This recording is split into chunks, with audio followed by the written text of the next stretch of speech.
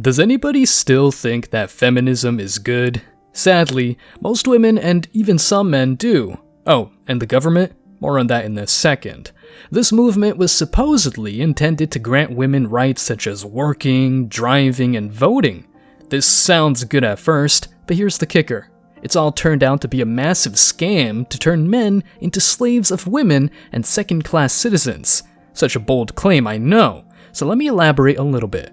While men have always been the disposable gender, at least the male figure was respected and admired. Nowadays, men are still the disposable gender, and pretty much no one acknowledges their importance. The roads, the electric grid, the security, the technology, and all these things that women take for granted are built and maintained by men. Still, women dare to say that men ain't shit and feminism is the best thing ever because women can vote. A lot of people think I'm insane because I don't think women should vote. Everybody thinks I'm crazy for this opinion. If anything, this is probably my most extreme opinion. 90% of women have been on birth control. 1 out of 3 women has had an abortion. 1 out of 3 women has an STD. Average body count is over 5, so that your average wife has slept with over 5 people. 95% of women are not virgins on their wedding days. So I understand the complaint. This short clip has inspired me to make this video, and look, whatever the easily offended say, she's spitting facts. No one can deny that we live in the age when women are liberated, but look at what that means in the real world. In today's video, we're delving into why feminism has destroyed society, made men second-class citizens, and most importantly, why this has boosted the rise of MGTOW. Stick around because I'm sure you're going to love this one. But before we go any further, let me share the comment of the day. Shout out to Just Hey. He said, "I'm not even afraid of rejection. Once you've gone through it a handful of times, it loses its sting. The problem is that women used to be fun to talk to, but now it's just a headache. Men want a woman who's pleasant, but in a society where women are anything but, there is no reason to approach. At that point, it's just a waste of time." Well said. The ROI is just not there anymore like it used to be. Please don't forget to reach out to us by email to claim your $5. As usual guys, I'll pick one comment from each video. It may be the funniest, the most liked, or one that touched me, so don't forget to leave a comment and you may be our next winner. Make sure to hit the like and subscribe buttons too, as it helps a lot. And now, back to the video.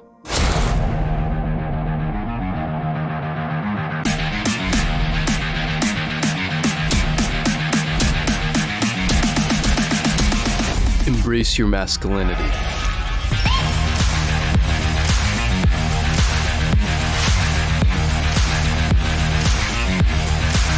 When you see that tons of celebrities and even governments and institutions promote an ideology, ring the alarm because it might not be good for you, especially as a man.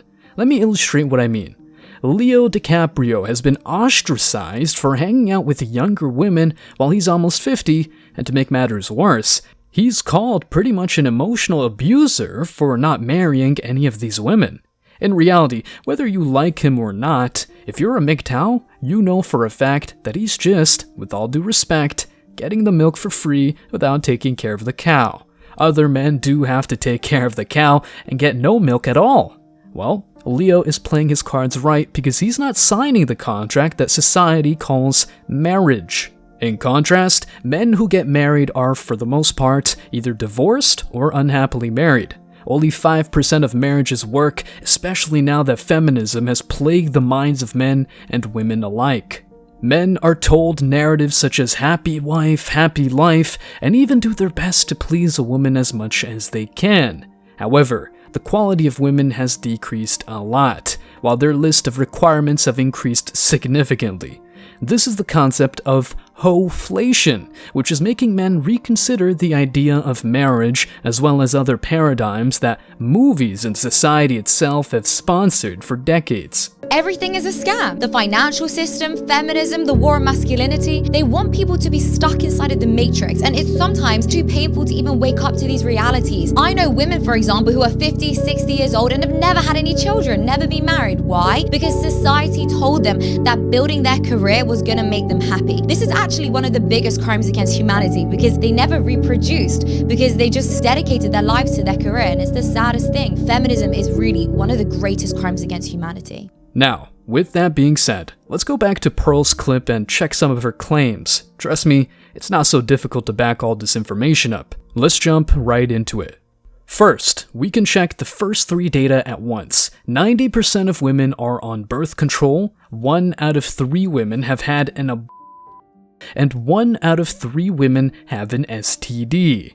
This is nothing but a consequence of feminism and, by extension, the female liberation movement. While everyone is free to do whatever they want in private, it's not acceptable to call someone names for shedding light on these issues. At our Vault conference we had with a couple thousand people there, I challenged everybody to go do a certain questionnaire the first night, and the next day come and share their breakthrough with everybody. A lady sitting right here, she gets up and she says, "Patrick, I have to tell you my breakthrough last night." I said, "What is it?" She said, "For the last 20 years, all I've been trying to do is compete against men to prove that I can make as much money as they make. I'm strong, I don't need them, I'm independent." She said, "The breakthrough I have yesterday is men are not the enemy. I want a husband, I want to have a family." How interesting is that, right? The person she wanted to beat the entire time, now she wants to marry. How many endless videos can we see with women in their 60s who bought into the feminist movement to make men and women equal, are sitting there saying, "I regret making that decision because I'm single, never been married, don't have any kids, and I'm alone."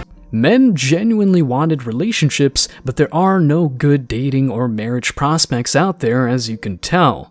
Back in the day, women wanted to have kids, beautiful families, and all that good stuff.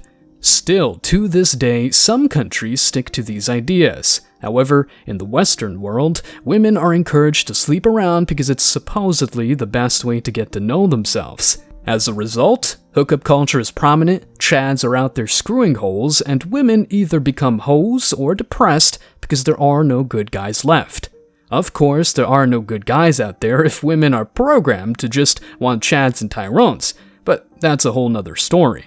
The bottom line is that modern women have been tricked into thinking that being a 304 is cool and men should accept them despite this massive flaw.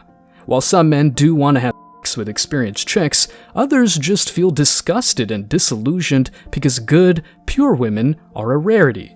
The second point is, the average body count is 5. Well, it might be even higher, but let's stick to the data. As I said before, women don't look for husbands, but rather bad boys and even careers, thinking that engaging in casual sex and making tons of money will be a valuable asset for men. In reality, men don't want to get an STD, don't want a 304 with a long list of exes, and surely don't care about her money because, at the end of the day, they don't have access to it. This is funny because despite the equality the feminist movement promotes, her money is her money, but his money belongs to both. Plus, the government is absolutely happy now that they've doubled the workforce. Once upon a time, there was an era when men could sustain a house on one income, and it was easy to buy a house. Now that feminism has made women desire jobs, careers, and the whole goddamn package, wages have gone down, but the government has increased its tax revenue. When you say that feminism does not care about women, but just about money, people may call you insane. But guess what? You're right, and they're not. And that was the sum total of the effect of feminism, other than the fact that, of course, the government got twice as much tax money, you know, and the children got neglected as a result. The third point is that 95% of women are not virgins on their wedding days. Sadly, the white dress used to mean purity, but nowadays, it's just a tool to flex on Instagram. Couples spend thousands of dollars on a goddamn celebration because they're posers. That's just the way it is. To add insult to injury, women want to get married but don't want to be wives, so the man is in the most unprivileged position you can think of. Despite all this evidence, women still bash men like DiCaprio or any man who wants to protect himself against all this decay. Thankfully, many men are joining the MGTOW community and getting away from the toxicity of feminism. Also, men who do dare to get married, but at least want their women to sign a prenup, are considered insecure and even materialistic. In the meantime, most women do exploit men financially and even sue them for free meals and vacations. Continuing with this topic, let's check why feminism has destroyed society and has become, to say the least, an ideology of division and contradictions that treat men like trash. Feminism started because women deserve the same rights as men do. The equality should be the same among the genders, but as time passed, some women changed the meaning of feminism and instead became anti-men. They changed the whole idea of feminism and invented their own. These are some examples why the idea of feminism is ruined by some women. 1. The idea of equality goes for a toss when women demand reservation. Reservation in public places, reservation in government exams, and many more. Yes, we agree that old people, physically handicapped, and pregnant women deserve a seat in public transport because they are vulnerable. But what excuses ladies? Why do you need a seat reserved and then expect equality? Ladies, you're just as strong as men, so if you demand equality, then you don't need reservations for that. 2. While some women respect every gender, some went wrong with their ideas. Some women constantly judge men and find sexism in every gesture a man does.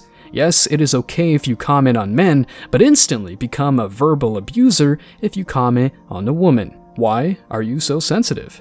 3. Not all men are dogs and not all men are rapists. Due to some women, men are treated like dogs and rapists. If by accident you touch a woman in public transport, you're physically harassing them, and if vice versa, then it's totally okay. But due to some women, every human having a is a rape.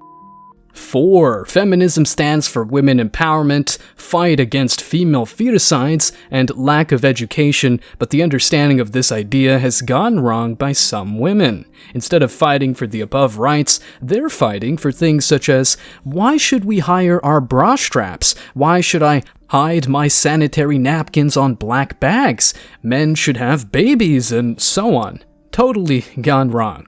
Why don't you fight for something that makes a difference and helps India grow? Your bra strap will not help educating more and more, fight for female feticides, fight for empowerment. 5. It's all okay if a marriage fails because not everyone is meant to be together. But why do you want half of your ex-partner's money after divorce? Is this equality for you guys?